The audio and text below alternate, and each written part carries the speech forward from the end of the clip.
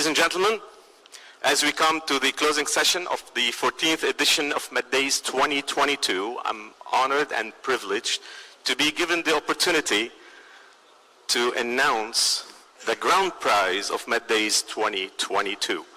This year, MEDays Institute decided to give the award to a country that is a sister country and a partner to Morocco. It has become a model of democratic development, stability, and economic resilience, fully committed to South-South cooperation that has demonstrated its commitment to the territorial integrity of Morocco through the opening of a consular representation in Dakhla in August 2022. Allow me to announce that the grand prize this year goes to Cape Verde. The grand prize and the award would be received by His Excellency, President José María Pereira Neves.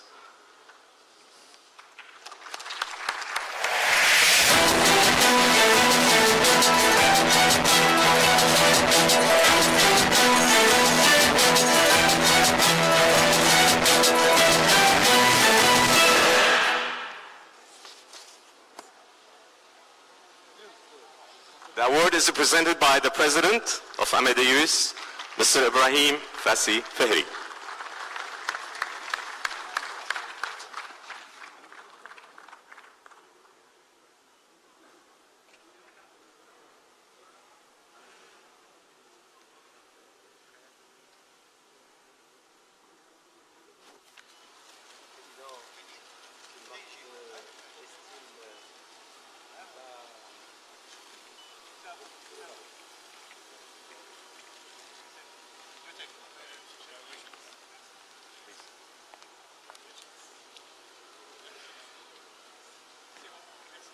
Congratulations, sir. Thank you. In 1 second, I will ask you. Over the past 8 years, Cape Verde has consistently performed at the high level in development indices, ranking 7th in the Africa Attractiveness Index and 4th in the Political Stability Index in the 2022 ranking of the MEDays Institute and Casablanca Finance City Authority. Allow me to present His Excellency President José María Pereira Neves. Mr. President.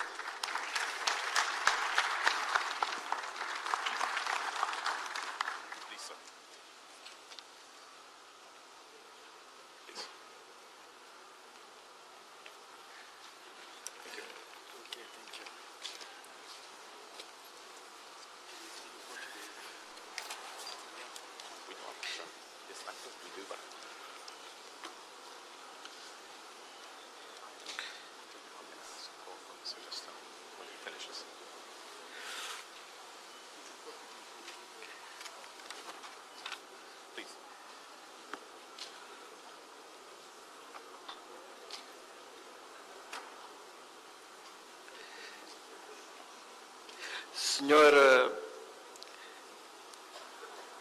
Vice-Primeiro-Ministro, Senhor Ministro, Senhoras e Senhores participantes, distintos convidados, minhas senhoras e meus senhores. Começo por agradecer pela oportunidade de, neste fórum e em nome de Cabo Verde, poder compartilhar convosco a visão de um pequeno Estado insular em desenvolvimento. As crises mais recentes, nos finais do século XX e nas decorridas 2 décadas do século XXI, provocaram sérios abalos na ordem mundial, já de si com muitas fissuras. A queda do Muro de Berlim e, na sequência, o desmoronamento do Bloco Socialista, a Primeira Guerra do Iraque, o 11 de setembro, a Guerra do Afeganistão, a Segunda Guerra do Iraque, a crise financeira de 2007-2008, a Primavera Árabe, a guerra contra o terrorismo, são alguns dos ingredientes a se ter em conta no desenho desta nova ordem mundial em gestação.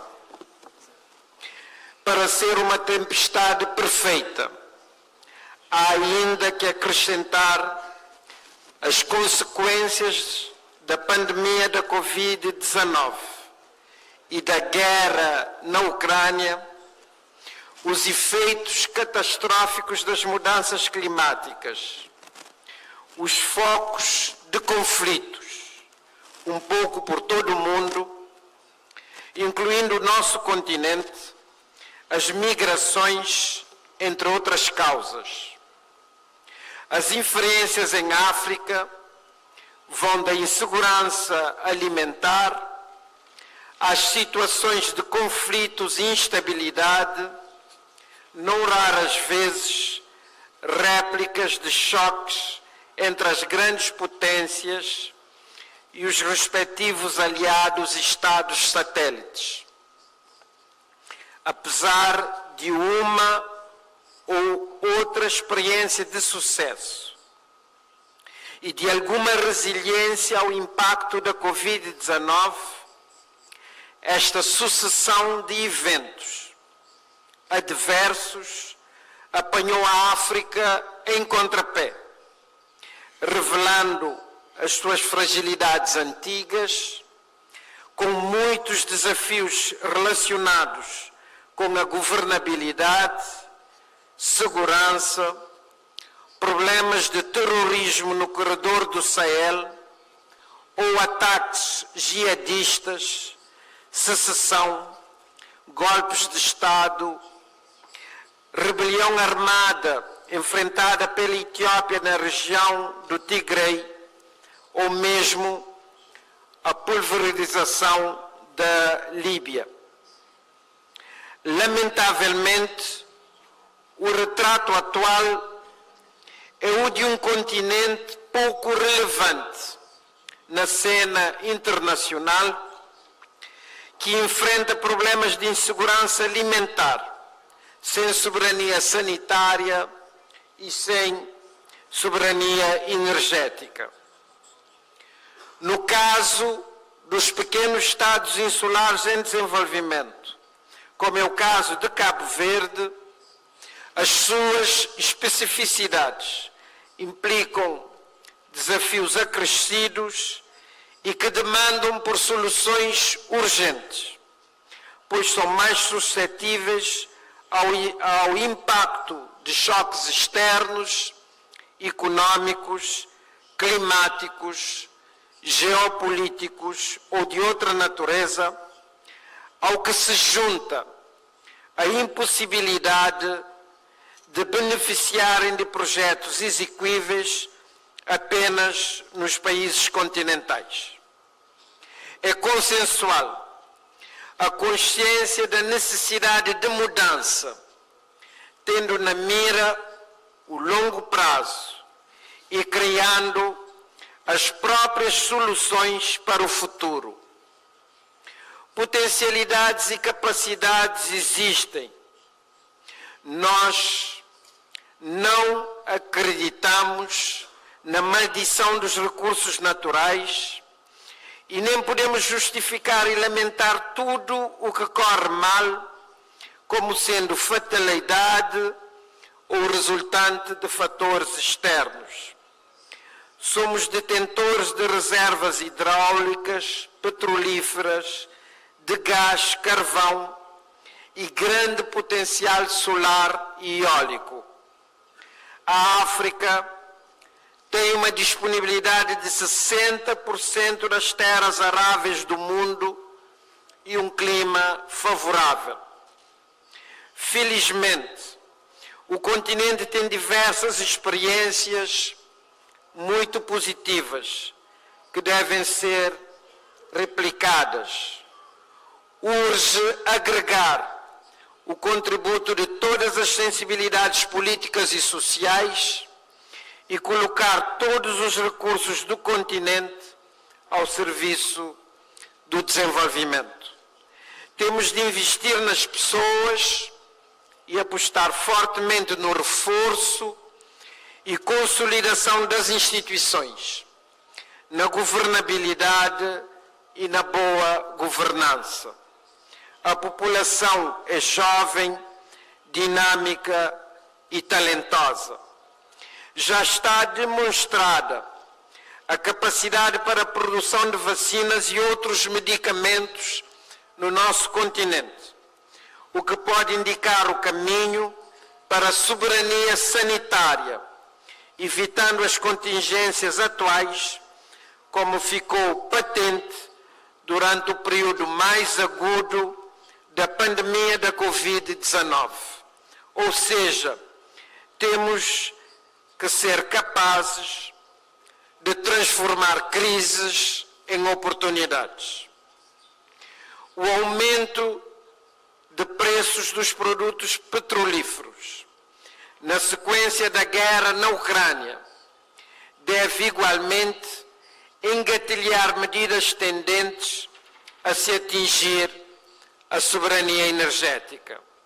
A imensa diáspora, detentora de recursos estratégicos, deve ser mobilizada, aproveitando os seus conhecimentos, capacidade e investimentos inovadores. A agricultura tem sido geralmente negligenciada, sendo que a taxa de produtividade é relativamente baixa, predominando a agricultura de subsistência. Trata-se de uma realidade que carece de transformação, associando a agricultura, que deve ser industrializada, ao agronegócio e aumentando a produtividade. Modernizar a agricultura de pequena escala é uma prioridade, devendo-se estabelecer uma aliança entre agricultura e industrialização. Quer dizer que a África tem que acrescentar valor sobre tudo o que faz, incluindo a agricultura, não podendo basear a sua economia apenas no comércio de matérias-primas. Ela deve ser capaz de determinar os preços dos seus produtos agrícolas, como, por exemplo, do cacau. A nova fronteira do renascimento africano passa forçosamente pela aposta nas energias renováveis e na transição energética, pela economia azul e uma industrialização verde. As alterações climáticas exigem um aumento de investimentos na ciência e nos serviços relacionados com o clima. Há que cuidar igualmente da transição digital. Do mesmo passo, há que apostar no diálogo e na cooperação interafricana para estabelecer sinergias e criar mais resiliência. É preciso melhorar a liderança e a governança, reforçar a capacidade africana de prevenção e gestão de conflitos e apostar fortemente na diplomacia preventiva.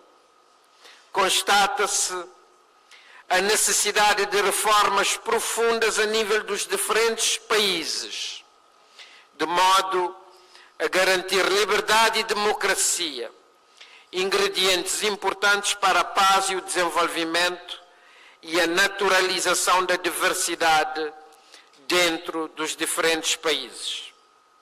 Será determinante o incremento de políticas públicas capazes de responder às expectativas das mulheres e dos jovens, que têm uma enorme ânsia pelo desenvolvimento. É imperioso o investimento na formação e na educação e na criação de emprego jovem, para que a África não seja minimizada e deixada para trás. Cumpre a nós, líderes, termos consciência clara dos desafios que se nos colocam e correspondermos à altura. É óbvio que muitas coisas terão que mudar. Temos que ser mais efetivos e não ficar apenas no domínio das intenções.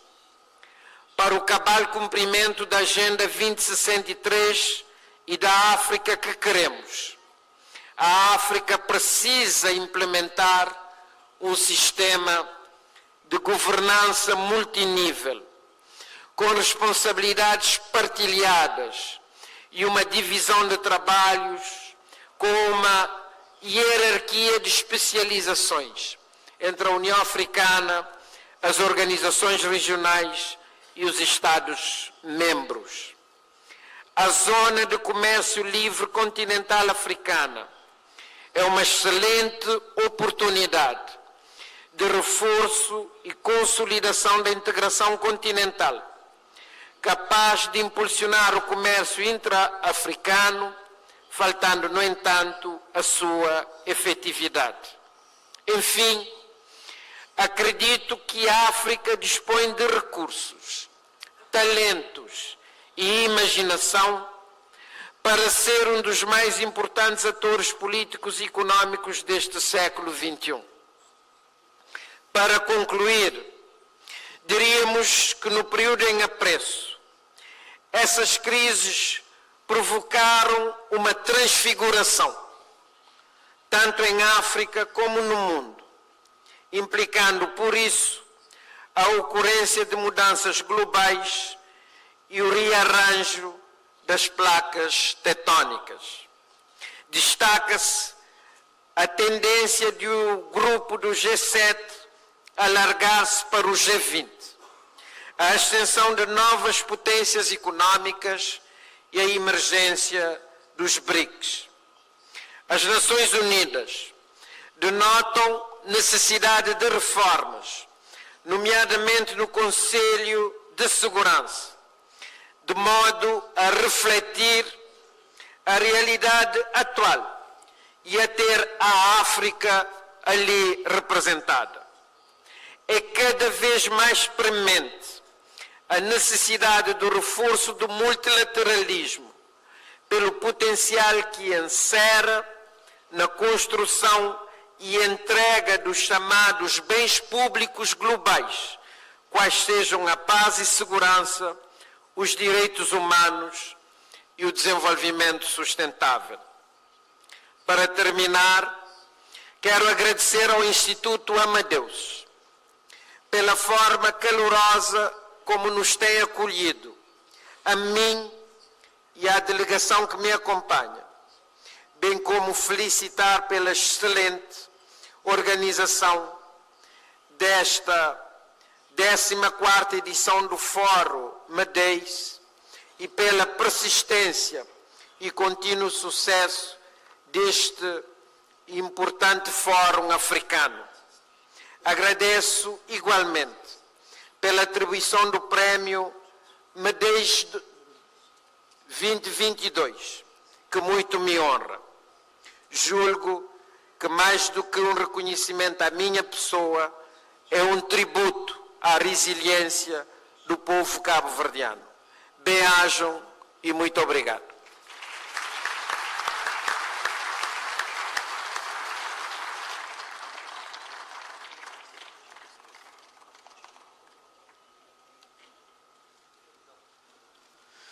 The closing session is always a special one, and tonight's closing session is no exception. Our next speaker is His Excellency, the Prime Minister of Antigua Barbuda, His Excellency, Mr. Gaston Brown. Please, sir.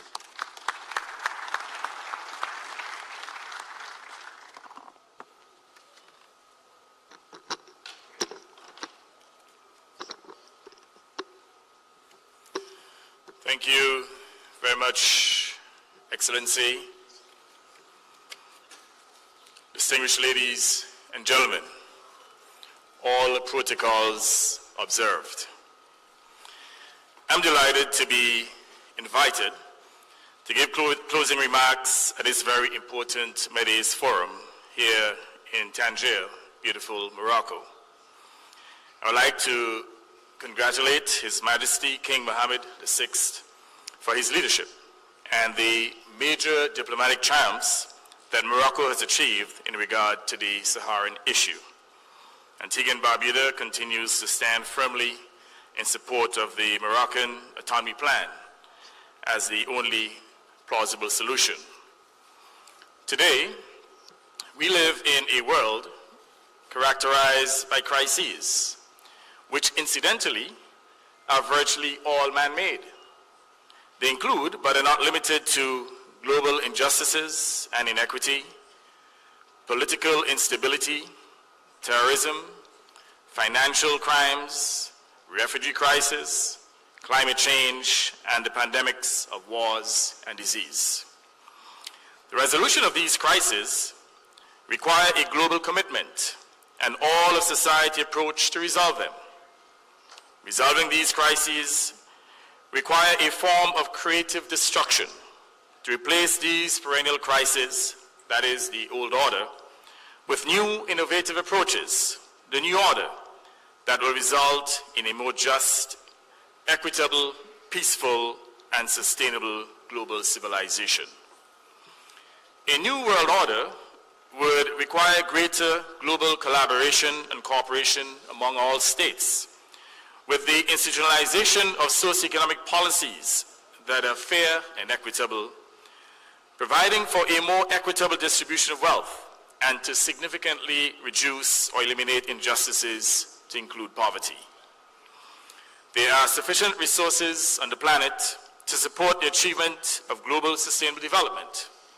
Instead, those resources are unevenly distributed to support profligacy and to fund senseless wars and conflicts.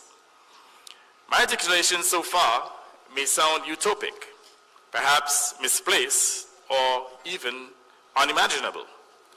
I can assure you, though, that I do not have my feet firmly planted in the skies.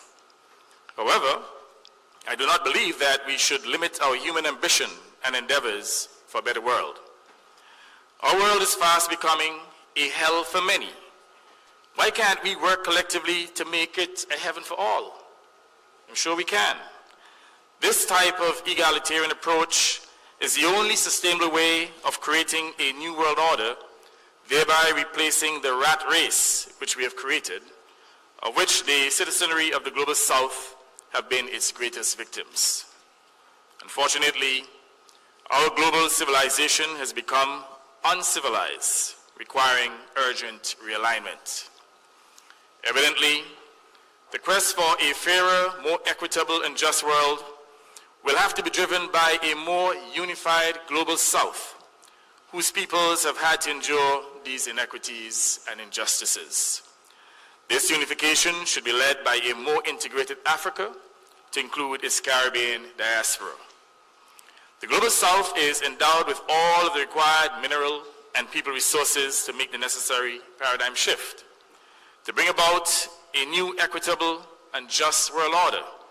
But we clearly lack the focus, the cooperation, and bold leadership that is required to effect this change.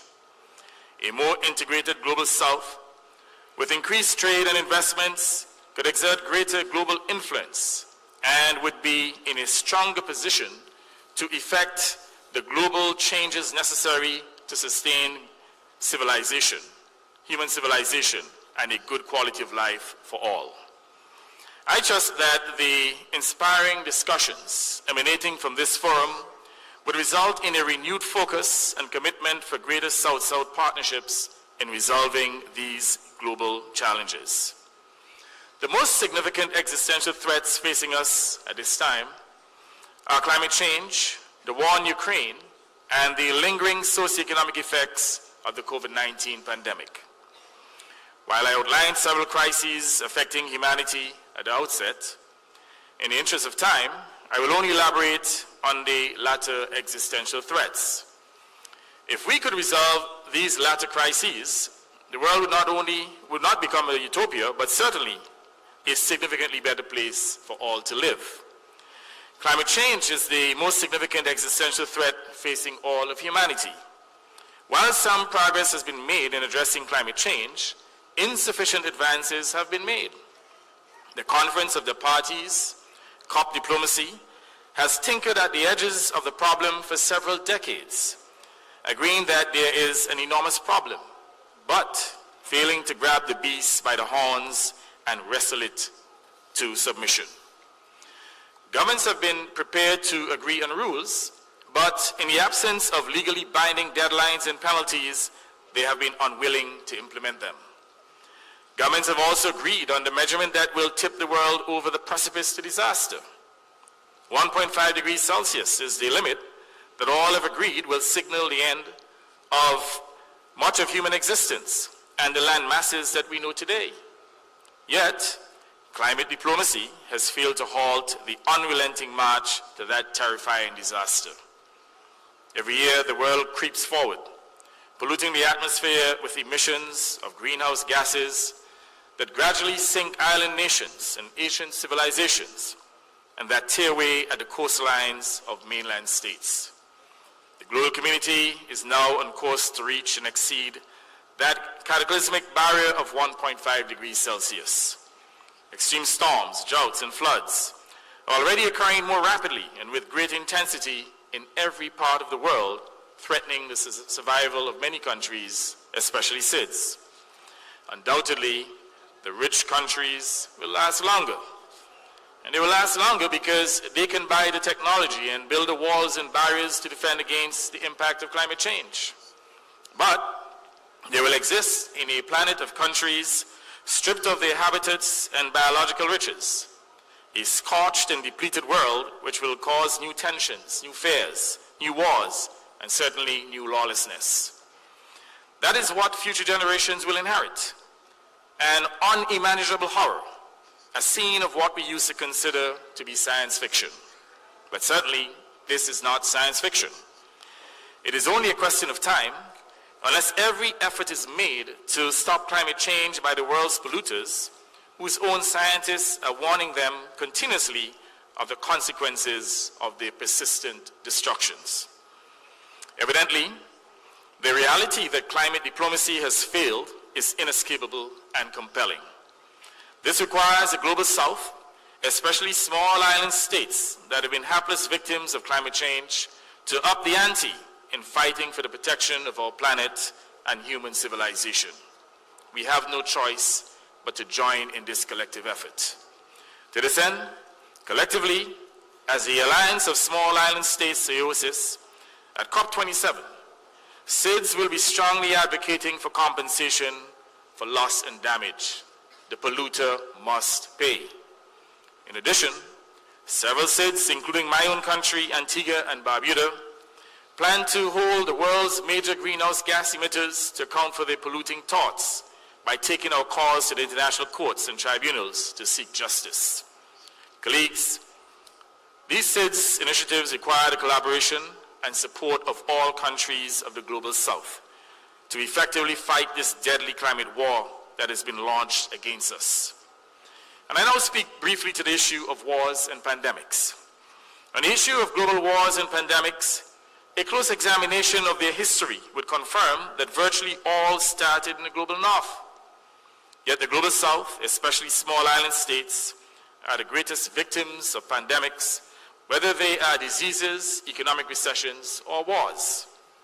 COVID-19 has however taught us that no one will be safe until all is safe, or all are safe.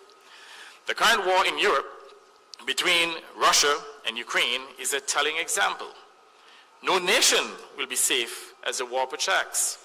No nation has been spared consequential high prices of oil, the shortages of fertilizers and commodities, as well as the resultant high prices. Of course, developed and rich nations are better able to ride the storm of these conditions because of their superior financial and technological resources. But the countries of the global south, because of their inherent vulnerabilities and lack of resilience, are suffering disproportionately. This is compounded by the fact that they were already struggling economically because of the COVID-19 pandemic and are less able to cope.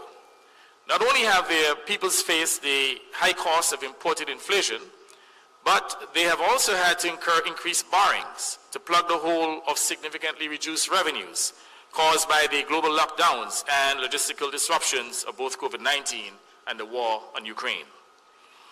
A world plagued by war is no safer or secure than a world paralyzed by disease. Such a world creates economic instability and reversal of economic growth that we have all endured in the past few years. In turn, political stability is thrown into disorder within nations and between them.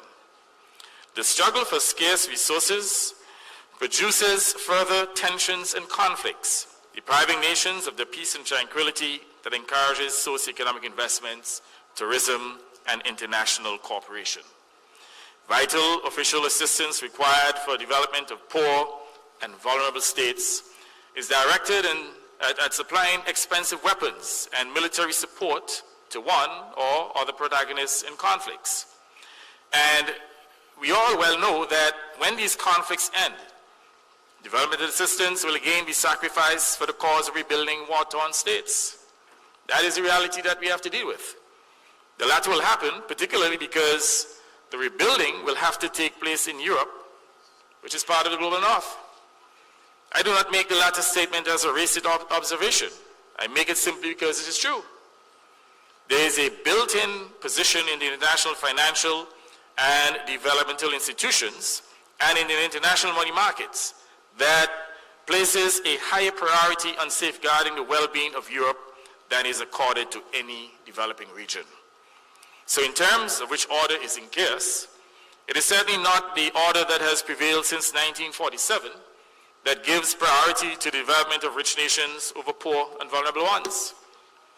Whatever the thinking that underlines that bias, it appears to remain alive and well. This prevailing inequity calls for greater South-South cooperation in the creation of a new world order to restore justice, inequity, peace, and tranquility. Let us therefore continue to heighten our collaboration and further integrate as we pursue the path of global peace and international cooperation.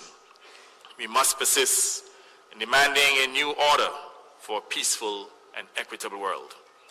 No voice must be silent in proclaiming this message, and all should repeat it loudly and frequently until it is heard. I thank you.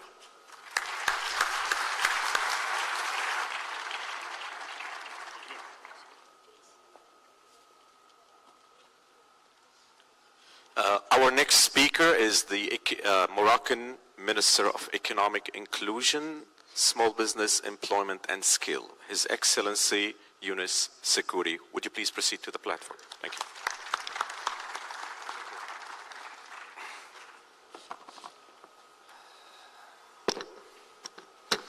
Good afternoon.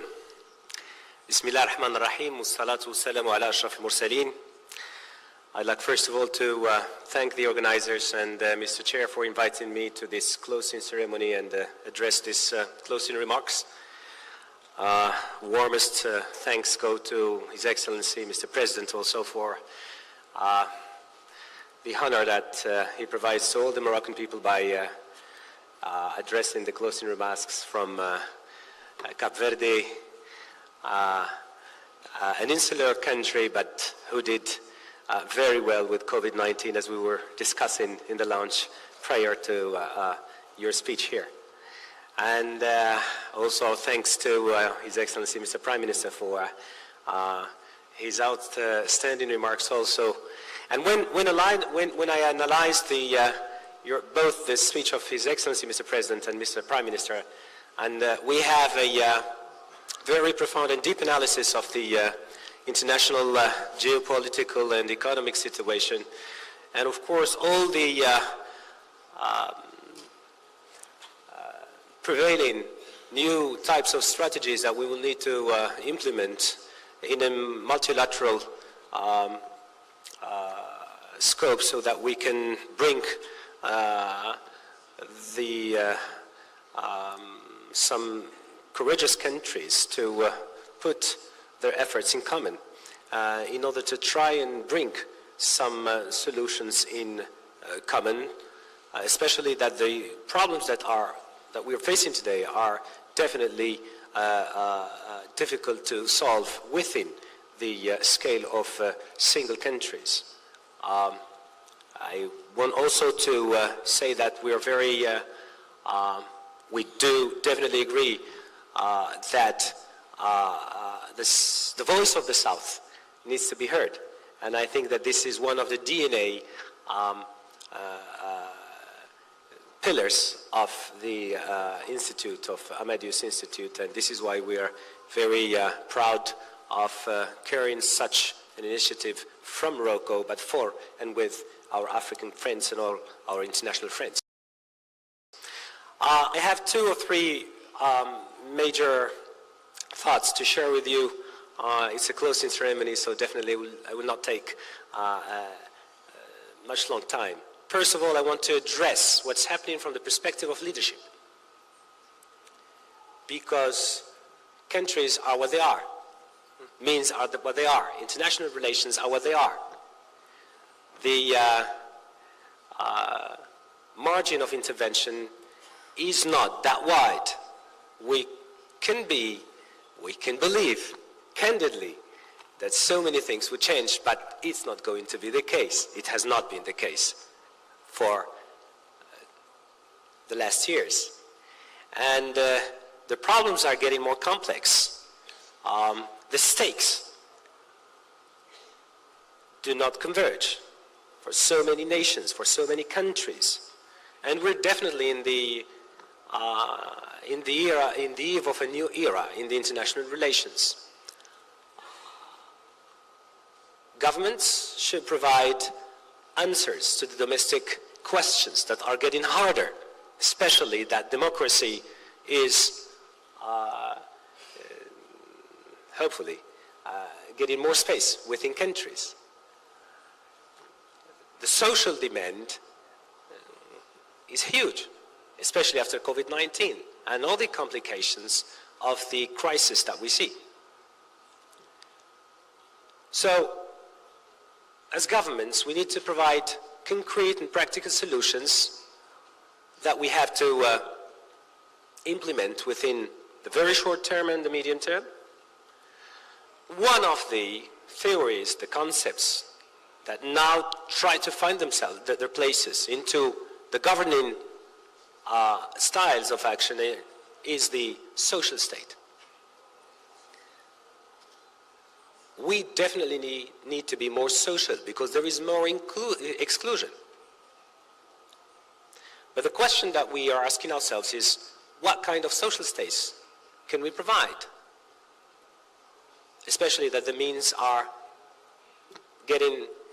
we have more scarcity of means and development tools. So one of the ideas is to say, are we in a position to provide the model of an active social state, which is not the traditional social state that used to be delivered in the previous decades? An active social state that tries, of course, to fight the exclusion and provide the social nets. This is, for instance, what Morocco is doing. In 2020, His Majesty, King Mohammed VI, launched a huge program to generalize the social protection for all the Moroccans. And today, after 1 year of the appointment of new government, we are to deliver social protection to more than 20 million Moroccans by the end of the year, this year.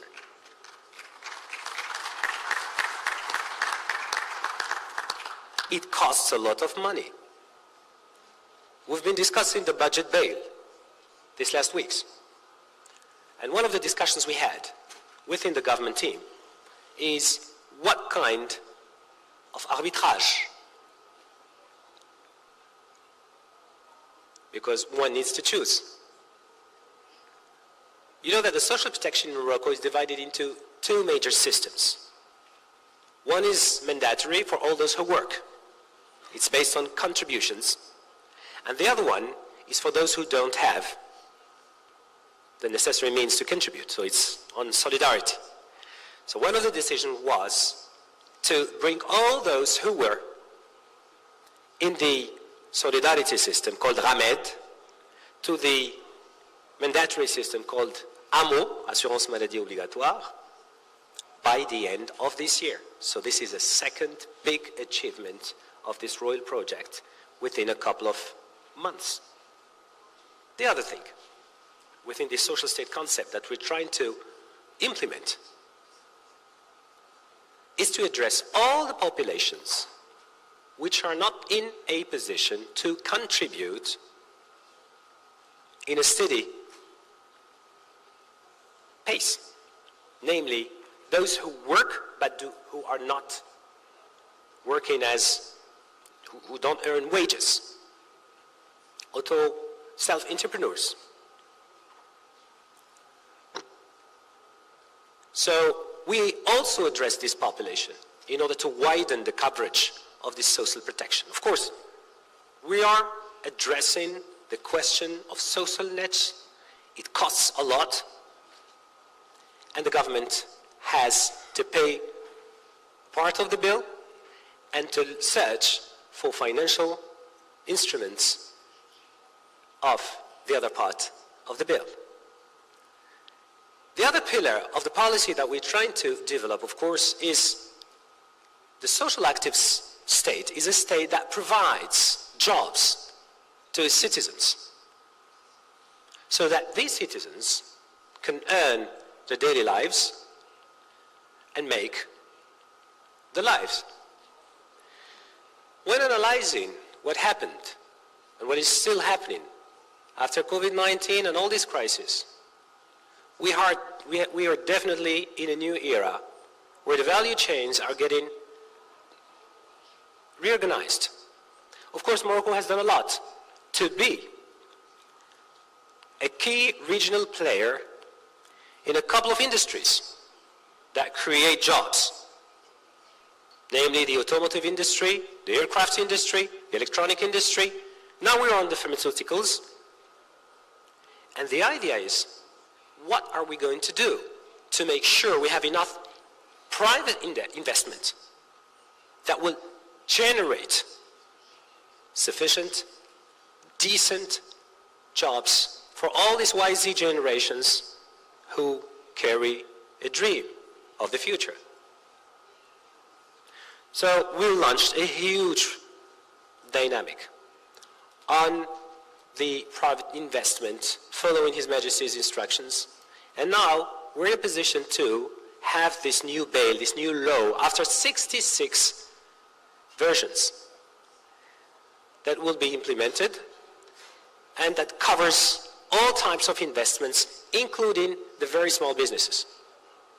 The very small businesses which are responsible for 71% of the jobs in the formal economy. The very small enterprises, which are what we have to build and support and boost, of course, around big investments and direct international or foreign direct investments. So we have a dual policy where we're working on the same time, both on the investment, especially the private investment, because we do have important public investment. But one of the recommendations of the new economic and development model of Morocco is to shift from two-thirds, which is the case now, of investments that come from public funds to one-third. And of course, the two remaining thirds would be implemented and honored by the private sector. Well, I would say that we have a dual policy with both the social and economic perspectives, and we want absolutely to achieve our objectives by next year. But still we have a challenge, and this is my last point. The last challenge is, how are you going to make this structural change into the economy? How are you going to bring the economic operators and players to invest more, to recruit more, to connect more our country to the international economy, to the shifting international economy. Taking into account, of course, all what was said in the beginning, results of the crisis of the COVID and geopolitical crisis. We definitely need to have social peace. We need to make all the players advance. I'm talking mindset here, which is the most difficult. So we reinvented what we call social dialogue. And for more than 3 decades, we achieved, for the first time, a historic agreement on the eve of the 1st of May this year, 2022, with the unions and the employers, of course, the government, around major reforms. It has never been the case. An agreement where our reforms are timelined. I'm going to quote just 2. One is the law that organizes strikes, which is planned for January 2023. It has never been the case since Morocco was independent. And 2, the law on labor, the labor law, Code du Travail, which is planned for July 2023. The last iteration of the law was on 2004. So these are major reforms that we try to place in one single year so that we make sure that there is a new mindset, a new collective mindset that is the emanation of a new style of leadership where the players take the responsibilities and build the country together. Of course, dialogue is important, democracy is important, and interaction is important so that we can face together the international challenges that we have. Ladies and gentlemen, I thank you for listening, and once again, thank the organizers for this wonderful event. Thank you.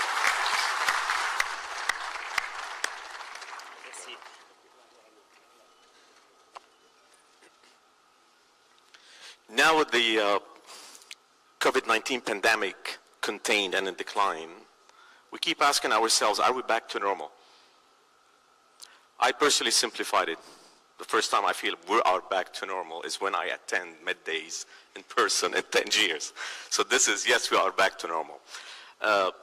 For those who are interested in following the market of ideas, if you had listened over the past 3 days what took place in MEDays and in these rooms, I can tell you the market of idea is flooded with great ideas.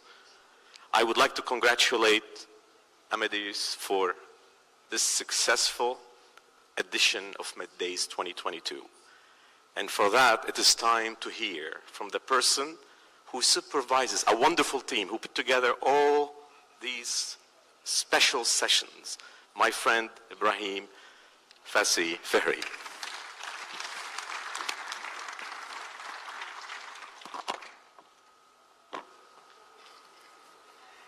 Bismillahirrahmanirrahim.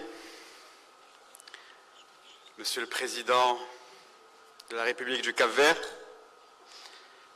Monsieur le Premier ministre d'Antigua-Barbuda, Monsieur le ministre très cher Younes, Mesdames, Messieurs, très chers amis, je ne sais pas si le fait que MEDays soit de retour soit la preuve que la vie a repris son droit après cette pandémie qui nous a tous, pendant longtemps, éloignés les uns des autres, mais en tout cas, l'Institut Amadeus, depuis le début de cette conférence, est fier, honoré, ravi de voir pu, pendant ces 4 jours, 50 sessions, 250 intervenants, plus de 5000 participants, 100 pays représentés.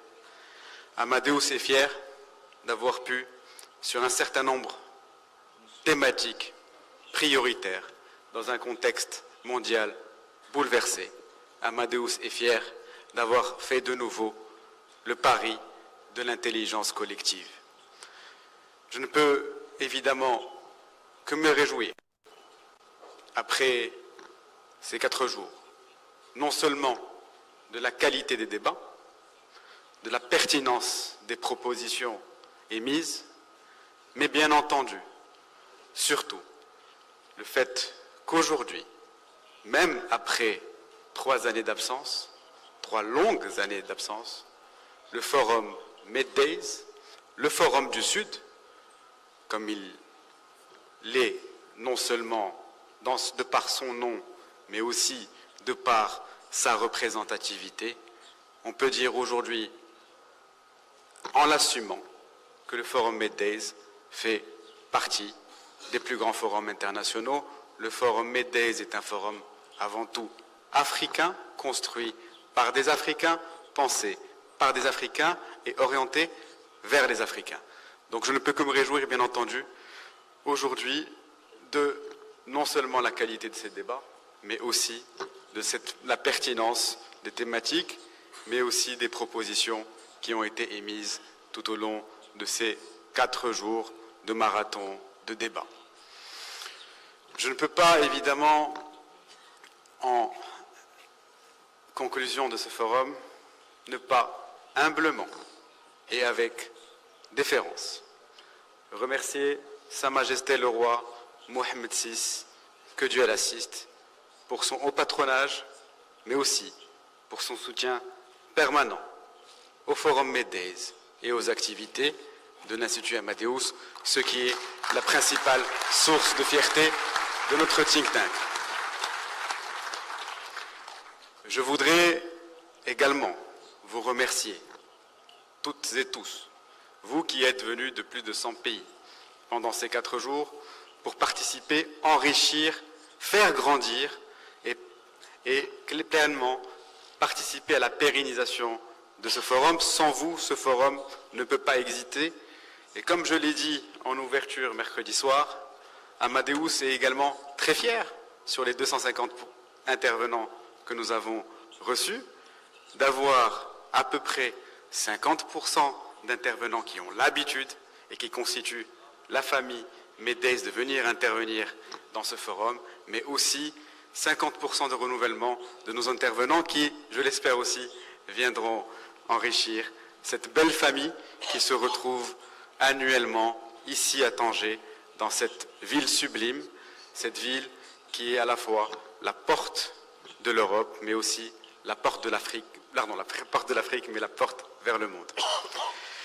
Je voudrais, bien entendu, remercier les autorités locales de la ville de Tanger, de la région de Tanger, pour également leur soutien indéfectible et qui est un soutien précieux. Je voudrais également remercier l'ensemble de nos partenaires, de nos sponsors, pour leur soutien. Sans eux, cet événement ne peut pas se dérouler dans les conditions dans lesquelles il se déroule. Je voudrais également, bien entendu, remercier très chaleureusement l'ensemble de l'équipe de l'Institut Amadeus, qui depuis 6 mois ne ménage aucun effort pour que cet événement puisse être un succès. Je suis fier d'être à la tête de cette équipe que je vous demande d'applaudir.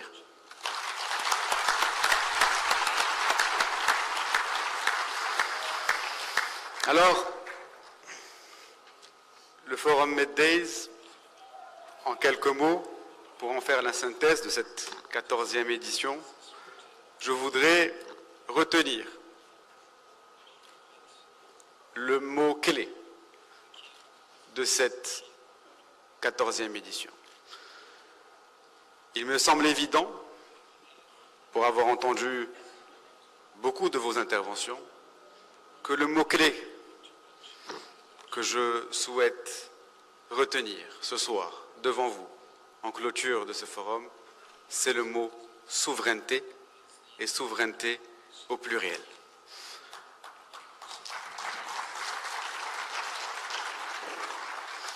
Dans un contexte mondial bouleversé, agité, perturbé, où nous assistons à une redéfinition de paradigme lorsque des crises s'ajoutent à des crises.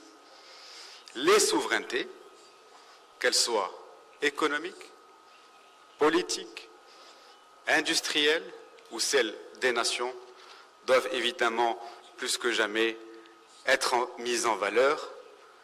Et je crois que si on souhaite, là encore, en tant que Marocain, retenir l'un des principaux temps forts de cette édition, et vous me permettrez de m'attarder là-dessus, bien entendu, d'autant plus à la veille du 6 novembre, fête commémorative de notre glorieuse marche verte, je voudrais retenir le contenu de l'appel de Tanger, publié hier, à l'issue d'une table ronde qui a réuni plusieurs éminentes personnalités du continent africain, parmi elles d'anciens premiers ministres, d'anciens ministres des Affaires étrangères, dans laquelle ces personnalités ont, avec force,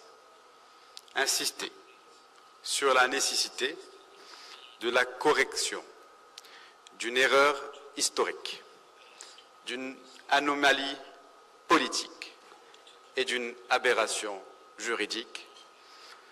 J'entends par là la présence au sein de notre famille institutionnelle, l'Union africaine, cette famille dont nous sommes tous fiers en tant que panafricains, la présence depuis près de 40 ans d'une entité non étatique qui ne mérite pas d'être présente autour de la table qui regroupe les chefs d'État et de gouvernement de pays indépendants et souverains.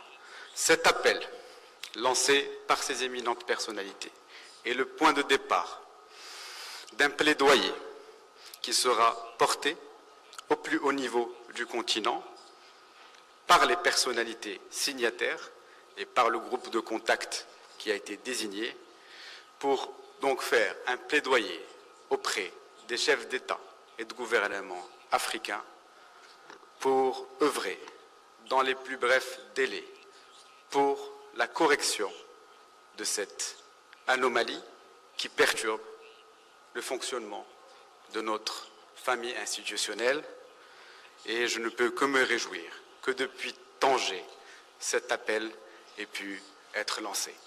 Donc évidemment, cet appel, pour moi, restera l'un des temps forts de cette 14e édition, évidemment, mais je veux aussi insister sur le fait que ce forum, notamment dans ce contexte perturbé que nous connaissons tous, est le forum porte-voix de la voix du Sud et de la voix des Suds au sens plus global. J'ai reparlé de la recomposition de l'ordre mondial. Plusieurs experts évoquent ici ou là la mise en perspective de deux pôles, une bipolarité, une bipolarisation. Qu'en est-il de notre continent?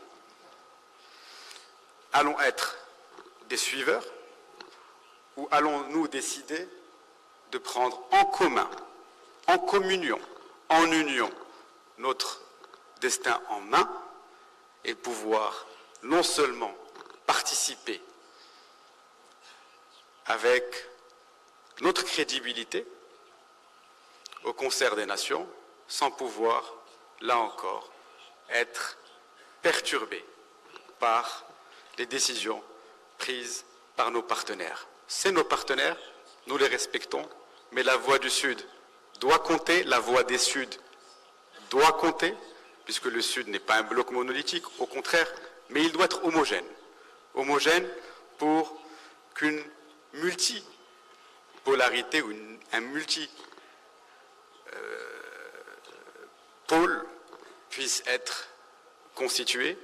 Et je crois que lorsqu'on écoute depuis 4 jours les différentes interventions. L'intention est là, les propositions sont là, mais il est temps que sur ce volet, et je suis fier de pouvoir le dire, en présence d'un chef d'État et d'un chef d'exécutif de pays du Sud, que le Sud ou les Suds puissent prendre leur destin pour ne plus subir, mais pour agir. Il est évidemment aujourd'hui complètement aberrant que le continent africain soit une victime collatérale du conflit en Ukraine sur les questions de souveraineté alimentaire. Il est de la même manière aberrant qu'un continent aussi riche en ressources naturelles puisse subir de plein fouet les conséquences de la crise énergétique. Les solutions existent en Afrique, les matières premières existent en Afrique, et là encore, nous avons toutes les bonnes raisons de prendre notre destin en main pour l'avenir du continent, mais aussi pour pouvoir reconfigurer, participer à cette reconfiguration de ce monde qui aujourd'hui est en train de s'instaurer pour éviter cette bipolarisation que j'ai citée précédemment.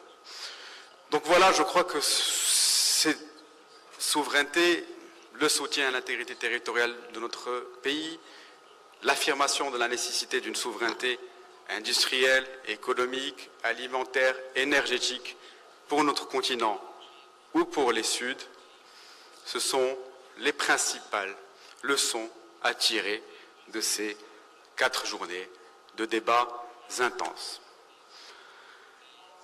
MEDays revient, effectivement, après 3 années d'absence.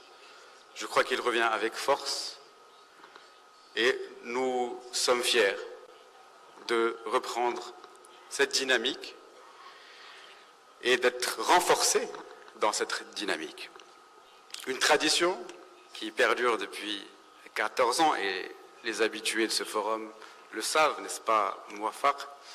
J'ai pour habitude, puisque le forum MEDays est avant tout une œuvre collective, d'appeler à me rejoindre pour clôturer ce forum l'ensemble de l'équipe de l'Institut Amadeus. Alors je vais vous citer nommément, individuellement, un par un, ou une par une, puisque l'équipe est majoritairement féminine et je m'en réjouis, pour me rejoindre. Je ne pourrais pas commencer sans appeler Iman Iselman, qui est la cheville ouvrière de l'Institut Amadeus et qui, pour la première fois, a été la coordinatrice générale de ce forum, et je crois, je parle en votre nom, avec succès. Je voudrais également appeler Hicham Loudi, directeur protocole, qui se démène, se multiplie ou se divise depuis le début de ce forum et depuis longtemps. Je voudrais également appeler Amin Qbej, coordinateur manager du centre d'analyse de publication de l'Institut Amadeus, qui, avec brio et ses équipes, ont construit le programme et ont facilité votre présence ici, à Tanger. Je voudrais, là encore, appeler son équipe, Yousra, Ikram, Mehdi, Zaid et Oumeima, qui, là encore, n'ont ménagé aucun effort pour la réussite de ce projet. Je ne peux pas non plus ne pas appeler Ilyas Benabjil, qui, avec son sourire, sa bonhomie, son efficacité, s'est lui aussi démultiplié tout au long de ces 4 journées pour organiser l'ensemble des briefs speakers, modérateurs, là encore, avec succès. Je voudrais, si vous me le permettez, également appeler Rim Zaki, responsable, la directrice des partenariats et du sponsoring, avec son équipe Selma et Khawla. Je voudrais, et j'ai bientôt fini, appeler, là encore, Fatima, qui œuvre sans relâche et qui a très peu dormi cette semaine, puisqu'elle pilote l'ensemble des transferts qui se font entre Casablanca, Rabat et Tanger. Je voudrais également appeler Hamza Khartoubi, Zineb, Oula, Béatrice,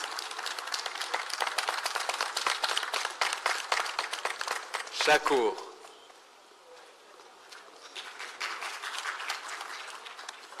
mais aussi, j'oublie personne, comment ne pas citer nos prestataires partenaires, Youssef,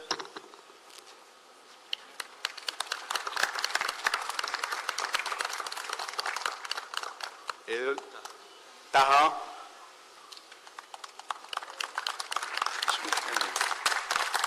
et l'ensemble, donc Amir, et évidemment, comme la scène ne peut pas contenir tout le monde, vous m'excuserez, mais je vous souhaite, par-delà ce pupitre, remercier la technique, les traducteurs, les interprètes.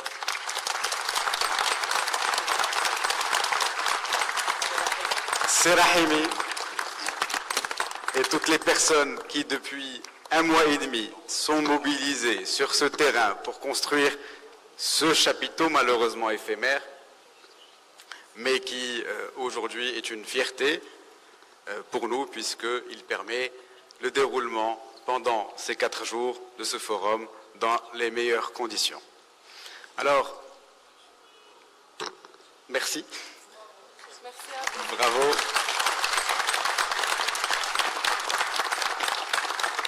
Merci à toutes et à tous. Je crois que nous pouvons tous ensemble nous féliciter de ces 4 jours de débat et je vous dis, Inch'Allah, à l'année prochaine.